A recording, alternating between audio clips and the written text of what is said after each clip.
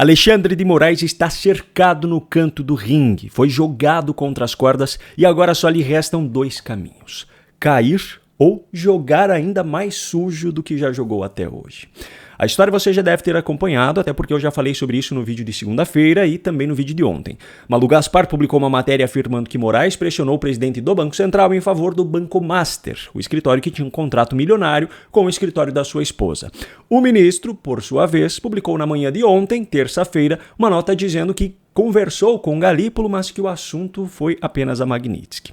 Só que o ministro, posteriormente, acabou sendo desmentido e colocado contra a parede por alguns poderosos da imprensa, parte do Grupo Globo e também o Estadão. Na ordem cronológica, a Globo vem primeiro. Enquanto a emissora principal e o portal de notícias G1 têm tentado abordar o assunto da maneira mais discreta possível, a jornalista Malu Gaspar teve espaço no jornal O Globo para publicar aquela matéria inicial. E no final da tarde de ontem, ela teve alguns poucos minutos dentro da Globo News para mostrar as inconsistências da resposta de Moraes. Existe essa reunião que realmente o ministro diz na nota que discutiu exclusivamente a lei Magnitsky. Mas veja, Júlia, que ele comentou sobre uma reunião que foi feita com o Febraban, executivos do Itaú, executivos do BTG Pactual, e por um acaso eu fiz uma reportagem sobre essa reunião na época. E essa reportagem foi publicada no blog dia 11 de agosto. Ela se refere a uma reunião ocorrida na primeira semana de agosto, 6 ou 7 de agosto, dias depois da Magnitsky, que ocorreu no dia 30 de julho. Nós estamos falando de uma outra reunião. A reunião a qual eu me refiro não é a reunião a que o ministro Alexandre de Moraes está se referindo. É uma outra reunião, até porque essa reunião que eu estou contando é uma reunião em que estavam Alexandre de Moraes e Galípolo. Não havia nem por que discutir a situação do Banco Master numa espécie de conselho para esclarecer o ministro sobre a Magnitsky, né? Então, isso é um ponto. O que o ministro está falando é uma coisa, o que a matéria diz é outra coisa. Isso é uma questão. A outra coisa é a nota do Banco Central. O Banco Central tem uma nota de 1,5 linhas dizendo que confirma reuniões sobre a Magnitsky. Não informa quais foram as datas, quantas reuniões foram elas, e nem nega que tenha sido discutida a questão do Banco Master. Pelo contrário, Júlia, o que a gente viu nos últimos dias foram diversas reportagens, uma delas, inclusive, dizendo que o presidente do Banco Central nega em off ter recebido pressão. Nega em off. O que é nega em off para o nosso assinante entender? Ele procura um jornalista e diz para o jornalista que não aconteceu pressão, mas não quer que digam que foi ele que falou isso. Não dá para entender. Se não existiu pressão, basta o presidente do Banco Central dizer não houve pressão. Mas não é isso que o Banco Central está dizendo. O Banco Central está dizendo que houve reuniões sobre a Magnitsky.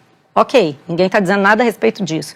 O que nós queremos saber é sobre o que aconteceu nessas interações entre o presidente do Banco Central e o ministro Alexandre de Moraes. Outra coisa que a nota não esclarece, o que esse contrato da Viviane Bastos de Moraes prevê. O que o ministro Alexandre de Moraes tem a ver com esse contrato? Por que a mulher do Alexandre de Moraes recebe 3.600.000 reais por mês ao longo de 3 anos para realizar um serviço que ninguém identificou ainda? Essas questões continuam pendentes. Então, isso é importante que seja esclarecido. Isso foi no final da tarde de ontem. Durante a noite, Alexandre de Moraes refez a sua nota oficial, trazendo mais detalhes sobre a sua versão da história. O problema é que esses detalhes deixaram ainda mais claro que as contas não batem, as datas não fazem sentido, e é aí que entra na história o Estadão. Primeiro, em uma matéria publicada às 20 horas e 37 minutos dessa terça e atualizada na manhã dessa quarta, as inconsistências da versão apresentada por Moraes em suas duas versões de nota oficial foram apontadas, com detalhes no texto sobre datas incompatíveis, incoerência em relação ao contrato do escritório da esposa com o banco, incoerência em relação aos próprios contatos com o Galípolo, entre outras coisas. Mas a coisa piorou ainda mais logo depois. Às 21 horas e 17 minutos dessa terça-feira, foi publicada uma outra matéria, que também foi atualizada na manhã dessa quarta, onde se afirma explicitamente que Alexandre de Moraes chegou a ligar 6 vezes para Galípolo Danilo, presidente do Banco Central, em um único dia para tratar da venda do Banco Master para o BRB. Ironicamente, uma das autoras dessa matéria é Eliane Cantanhede, que até pouco tempo atrás trabalhava também na Globo News e era uma das principais defensoras do ministro.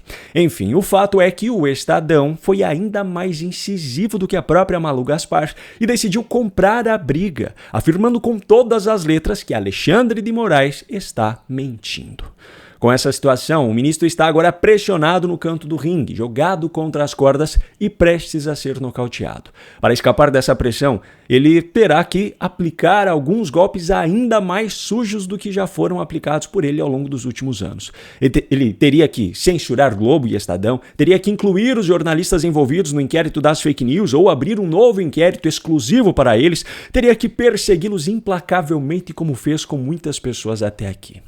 Por outro lado, a chance de nocaute tem ficado cada vez mais explícita, e a cada nova matéria publicada por esses veículos, mais tem parecido que o adversário de Moraes neste momento tem sido o próprio sistema, que parou de ver utilidade na falta de escrúpulos do ministro e agora resolveu descartá-lo. Se essa hipótese for verdadeira, não me parece haver chance de escapatória, pois as luvas do sistema são implacáveis. De qualquer forma, o desenrolar do conflito tende a ser um espetáculo. E nós, cidadãos brasileiros, estaremos aqui assistindo com um balde de pipoca na mão.